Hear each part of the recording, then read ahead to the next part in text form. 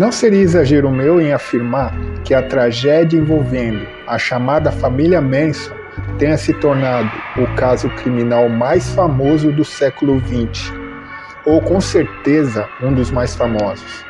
Tenho certeza também que a maioria das pessoas acima dos 30 anos de idade já leu ou assistiu algum filme sobre esse terrível crime.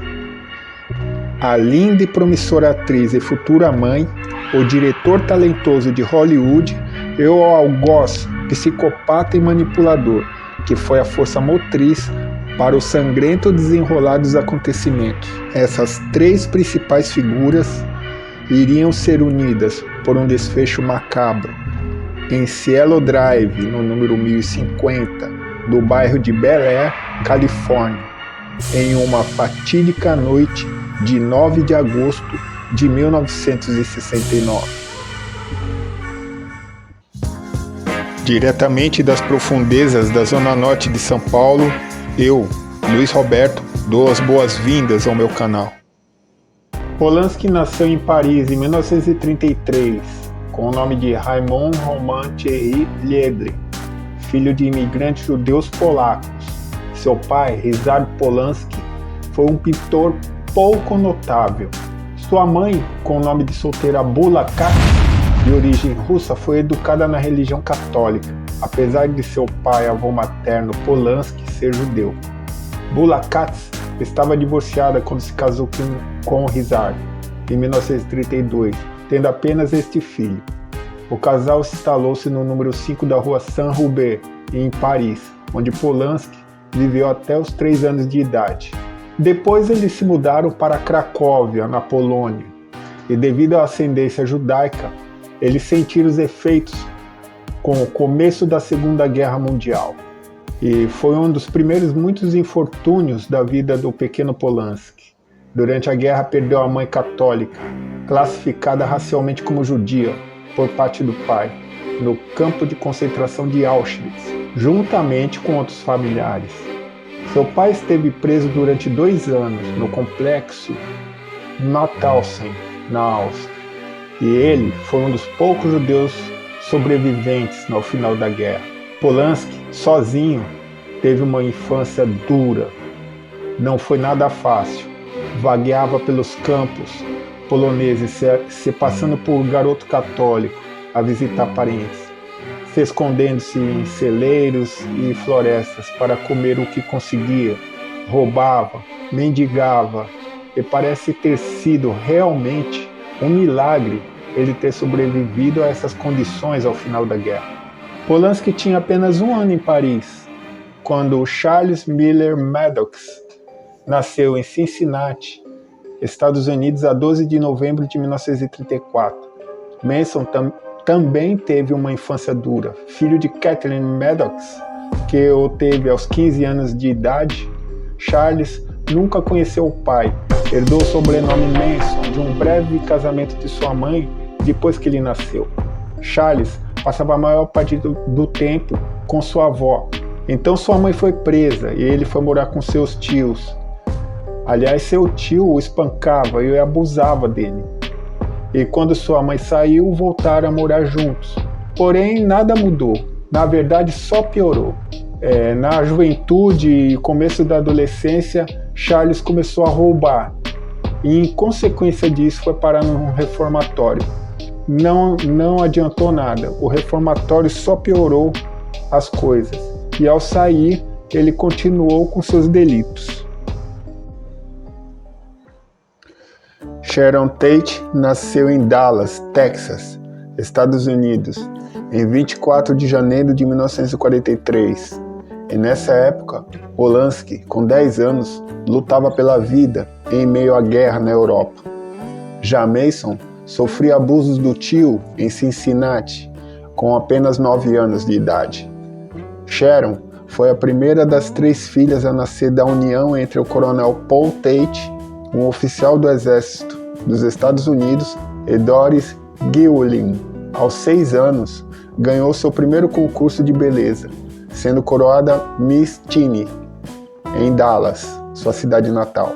Porém, seus pais não tinham ambições artísticas para a filha. Sharon desde cedo, chamava atenção por sua aparência realmente bela. E segundo relatos de quem a conheceu, da adolescência até a idade adulta, se diz que ela era uma moça bondosa, carinhosa e sempre disposta a ajudar os outros, sendo amigos ou estranhos. Era uma pessoa simples e cativava ainda mais pelo seu jeito de ser. Apesar de nunca ter pensado realmente em ser atriz, os caminhos a levaram a isso. É o início de uma fase que a levou ao cinema. E Denise, a modelo, foi um passo para o início no cinema. Foi quase uma consequência natural para a bela loura texana.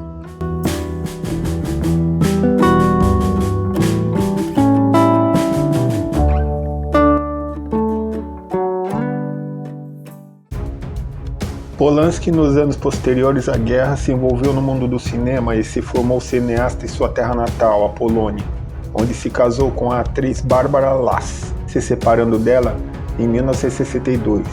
Então foi para Londres e se dedicou a mais projetos, e lá encontraria Sharon Tate, já atriz, e que aparecera em alguns filmes, e isso em 1967. No fim daquele ano, Hans Sokov, que era produtor, começou a arquitetar um novo filme a ser dirigido por Polanski, A Dança dos Vampiros, uma comédia de humor negro.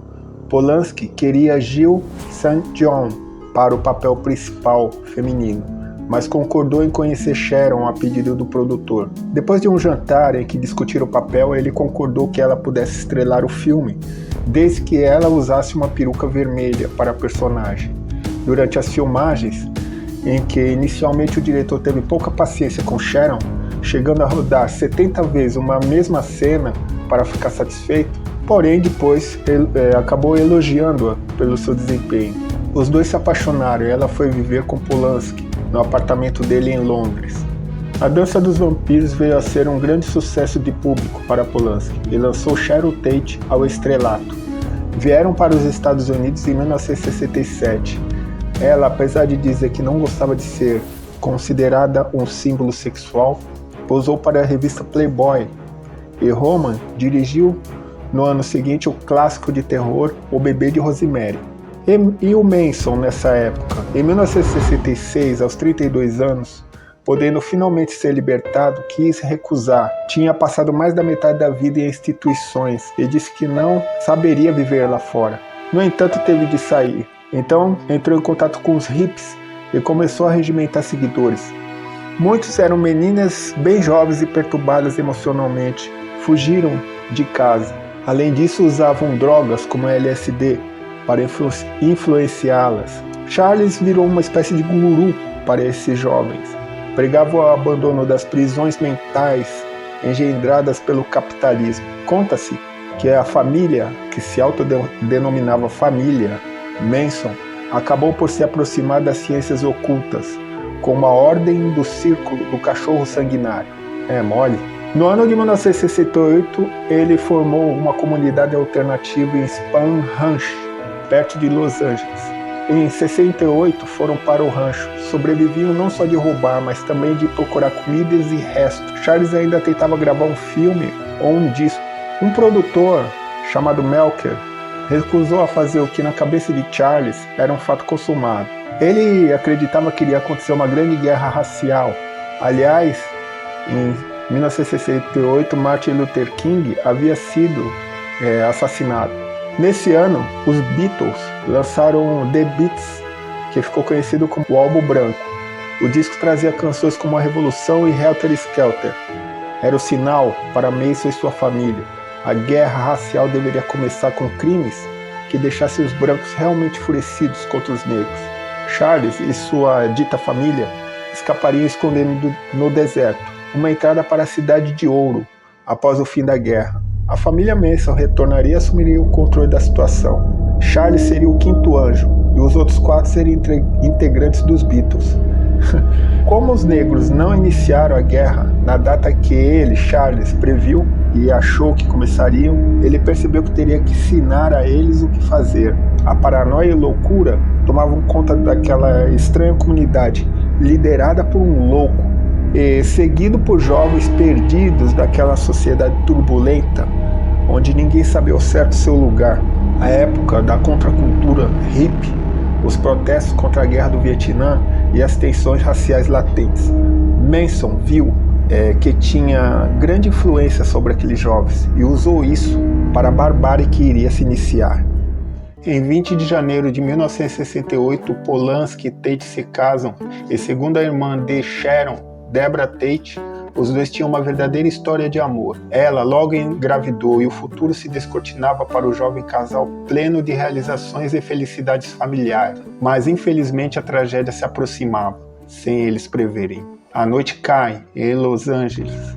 Era 8 de agosto de 1969. Manson, acreditando ser ele a reencarnação de Cristo, traça o começo da luta racial que ele batizou de Helter Skelter. Como dito antes, uma das músicas dos Beatles. Assassinatos que causassem impacto era o objetivo dele, e com isso culpar os negros. Em sua delirante visão, seria o estopim para essa maluquice muito planejada. Então Manson destacou 4 membros para sua missão assassina: Susan Atkins, Linda Kasabian, Tex Watson e Patricia Krenwinkel. Ele mesmo não seguiu junto, apenas deu a ordem para imporem o caos. A residência de Cielo Drive 1050 seria o alvo escolhido, pois eles sabiam que lá morava uma jovem atriz conhecida e seu marido diretor de cinema já notório. Então seriam as vítimas perfeitas.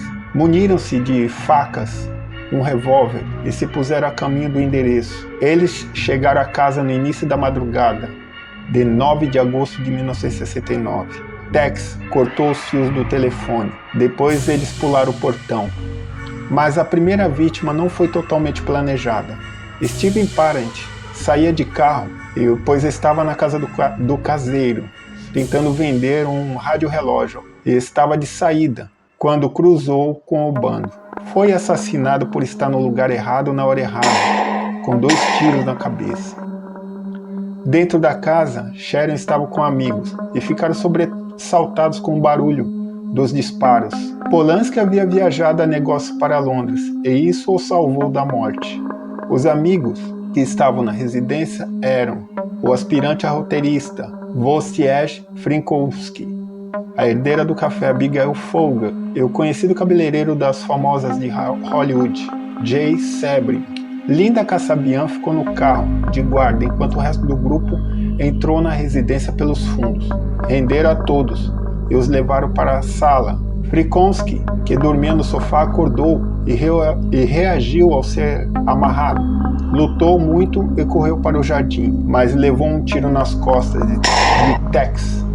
Abigail Folger também correu, aproveitando-se da confusão, mas foi alcançada e esfaqueada até a morte, também no jardim, por Patricia Krenwinkel. Nisso chegou Linda Kasabian, que estava no carro, e ouvira os gritos e o tiro. Na sala, o cabeleireiro Jay Sebring pediu para não amarrarem Sharon, no que foi derrubado e brutalmente esfaqueado. Tex veio e lhe deu um tiro.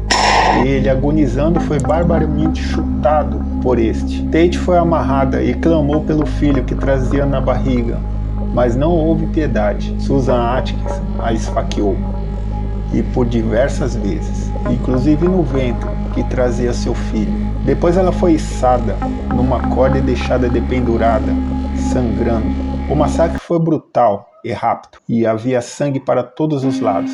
Escreveram muitas palavras nos móveis e paredes, principalmente a palavra porco, que era uma gíria que os negros usavam, né? Era um apelido que eles davam para a polícia de Los Angeles na época. E isso era, eles tentaram incriminar, fazer uma ligação bem absurda com os negros, né?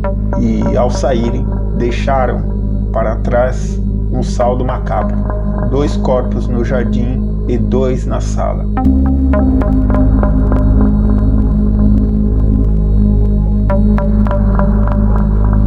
Na manhã seguinte, a empregada da casa se deparou com a cena horripilante e Hollywood ficou em estado de choque e terror, enquanto Polanski foi notificada do ocorrido na Inglaterra. Mas a família Manson não parou por aí. O seu Helter Skelter, na noite seguinte, invadiram a casa do casal de comerciantes, os LaBianca, e deram cabo da vida de ambos, com dezenas de facadas.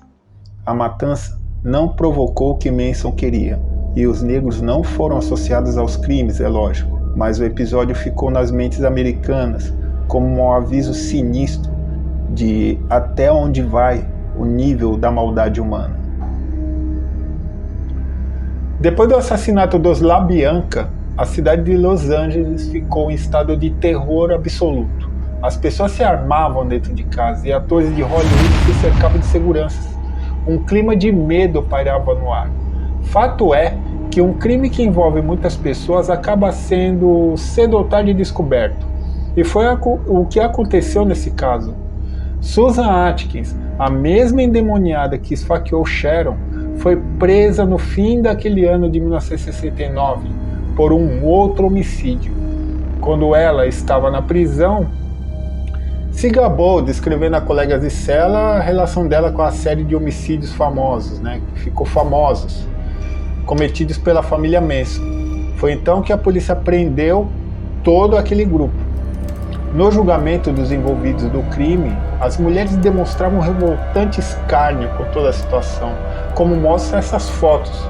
Eles riam da situação, como se estivessem numa festa, um circo.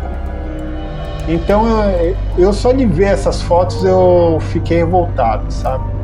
E saber que, depois de todos serem condenados à pena de morte, a sentença foi comutada com a possibilidade de liberdade condicional após a Suprema Corte da Califórnia invalidar o Estatuto da Pena Capital no estado em 1972. Tanto Manson, autor intelectual do massacre, como seus executores foram beneficiados por essa lei. E, na minha sincera opinião, esses seres deveriam fritar na cadeira elétrica.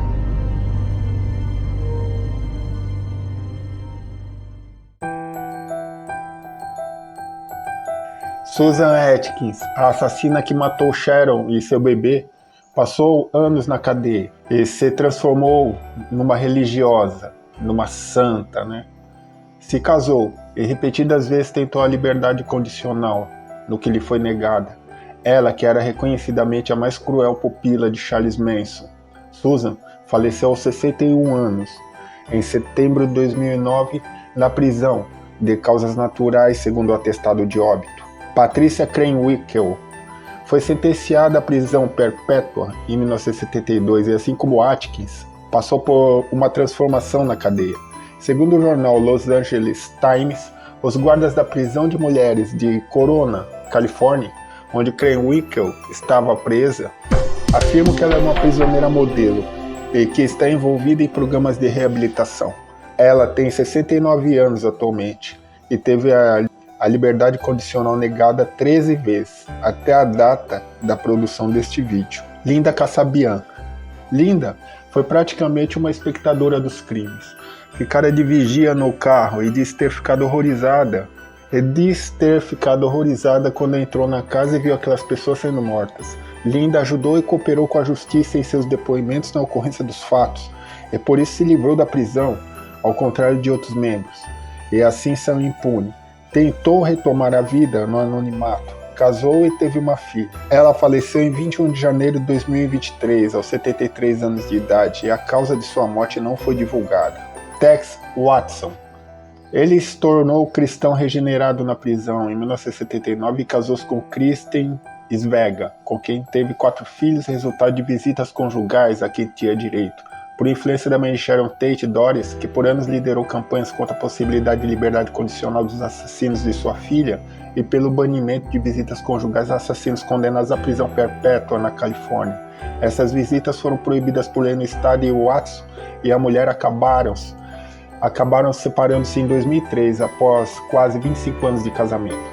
Ele segue preso e está com 77 anos. Antes de falar de Manson, tenho que citar o viúvo Polanski, que esteve envolvido em um caso de violação de menor em 1979, e assim admitiu sua culpa ao fugir dos Estados Unidos para não ser preso, assim como um certo personagem aí que conhecemos, Voltou à Europa, onde esteve em baixa na carreira, até lançar um belo filme em 2002, O Pianista, mas sempre é alvo de protestos por aquele abuso em 79. que se transformou numa mancha em sua vida.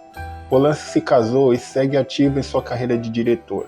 Charles Manson esteve preso por 48 anos e tatuou uma suástica na testa. Ao contrário de seus seguidores, se manteve fiel às suas ideias lunáticas e doentias.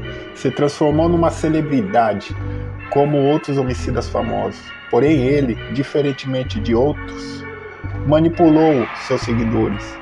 Não sujou diretamente suas mãos, pois não estava presente quando os massacres e os assassinatos foram efetuados. Porém, 2 homens foram mortos antes desses crimes famosos de Cielo Drive. E não se sabe bem se ele teve participação ativa nisso. Esses homens, eles tentaram extorquir e como eles se negaram, foram mortos, esquartejados e enterrados no rancho onde eles viviam. Manson faleceu em 2017 de causas naturais aos 88 anos. O ano de 1969 teve 2 grandes eventos, a ida do Homem à Lua e o Festival de Woodstock. Porém, as ações da família Manson nunca caíram no esquecimento, e Charles ainda assombra por nos passar a percepção de o quanto vulnerável é a mente das pessoas a líderes insanos e destrutivos como ele. E Charles foi como uma pequena amostra macabra de outros exemplos do mal muito maiores.